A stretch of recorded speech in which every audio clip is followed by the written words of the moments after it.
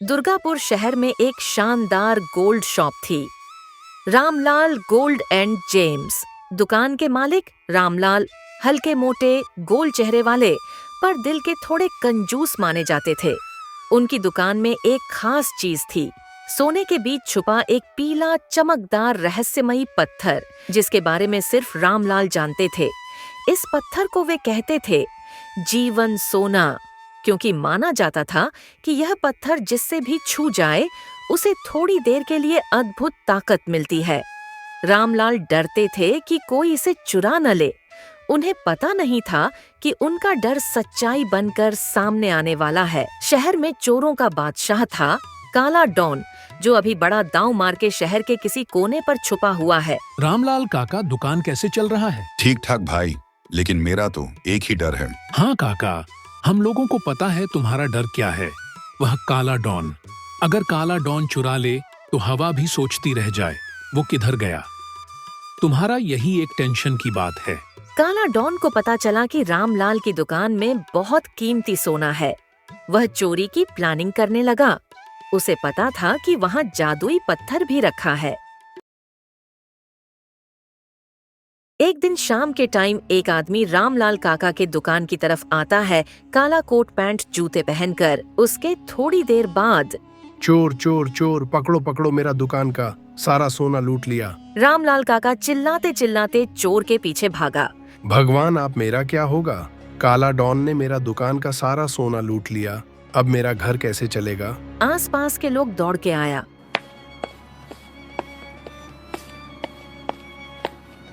रामलाल काका, रोने से कुछ नहीं होगा, आप पुलिस को फोन लगाइए। फिर जल्दी जल्दी रामलाल पुलिस को फोन लगाया और सब कुछ बताया।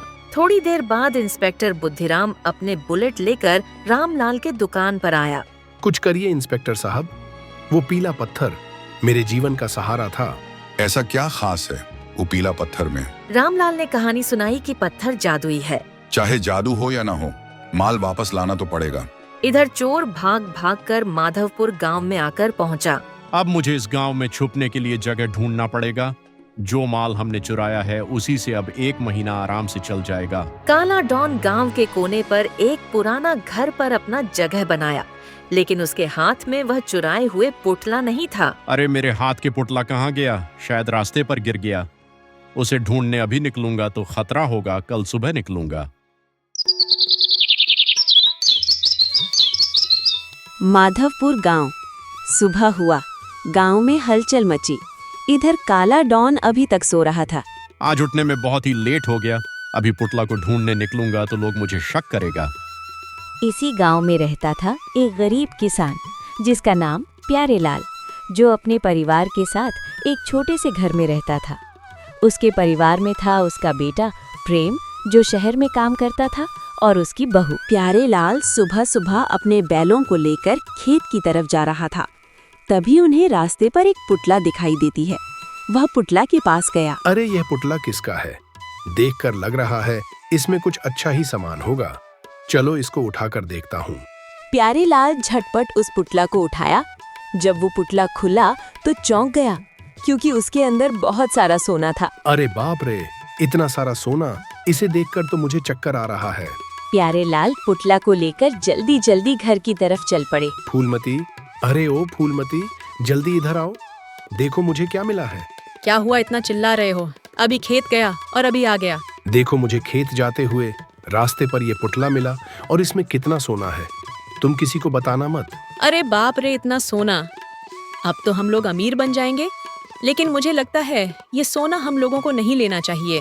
ये सब बातें चलते चलते प्यारेलाल का बेटा प्रेम शहर से घर आता है। पिता, आपका बेटा प्रेम शहर से घर आ गया। अब मैं इस गांव में ही रहूंगा। अच्छा बेटा, ये तो खुशी की बात है। बता, तू शहर में कैसा था? मैं तो ठीक हूँ, आप लोग कैसे थे? हम लोग भी ठीक है।